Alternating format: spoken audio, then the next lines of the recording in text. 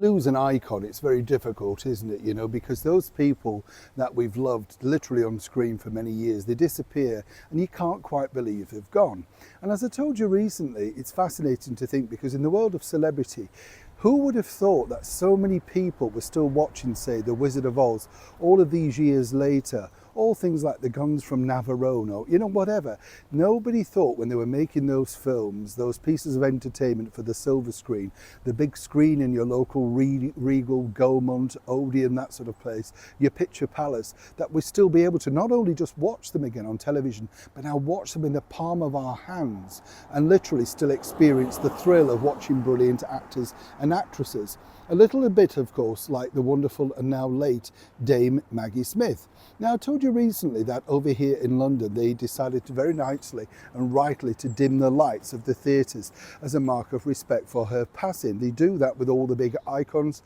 And if you've been to London recently, you'll know there's quite a few of the theatres have been renamed in honour of so many of the greats, like Noel Coward and the Gielgud Theatre.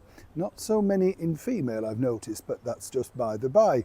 Now, Dame Maggie, was, as I say, I did meet her, a wonderful character, very sort of outlandish, very acerbic, but I think all that came from her friendship with the brilliant Carry On star, Kenneth Williams. He taught her how to be, as she openly said, he was a great Svengali mentor of how to put a particular sort of piece over, and she thoroughly liked him, and they had such a good close friendship.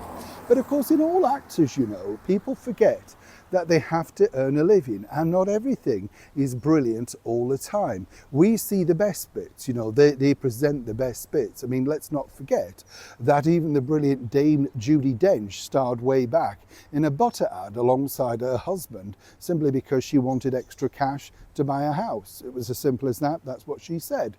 It was no different, of course, for the brilliant Dame Maggie Smith, but she was inspired after her conversation with another icon I was lucky enough to meet, the brilliant comedienne Victoria Wood. Now, what's interesting is, I believe, according to Victoria, who was very shy and everything like that, but she wanted Maggie to appear in, something that she was writing.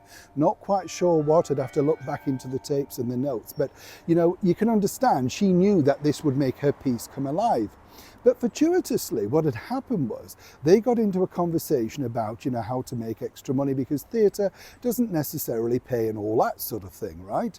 Now, what was fascinating about this, and I thought this was really interesting for me at least, and I wanted to share it with you, our chums. You see, way back in the 1990s, well, just literally at the cusp of the brand new decade, Dame Maggie started this ad for the coffee company Maxwell House.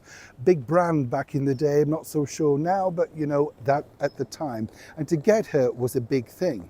The reason why she did it was, she told me, was simply the money. They were offering so much money, it was absolutely more money than she could earn, say, for 6 to 3 months on the stage, even though she loved the stage. But a turning point was that when she had a conversation with Victoria Wood also said, oh yeah, I've been approached by loads of ads and stuff like that, and yeah, why not? It doesn't matter, people don't bother. And anyway, as you can see, they sort of placated her by making it in a theatre dressing room, and how she just loved a decent cup of coffee, that sort of stuff. Ironic to think, though, that all thanks to Dame Maggie doing it, then Victoria Wood decided also that she would follow suit. Didn't quite get the same money, as Victoria pointed out to me, as the brilliant Dame Maggie Smith. But these two legends in their own sphere literally decided to sign on, because, as they pointed out, less than 3 days' work, a lot of money, and who's going to remember it? The problem is, we live in a digital age, and everything gets dissected. It's nice to share these memories, though, isn't it? Hope you enjoyed it. Neil Sean in the very heart of London.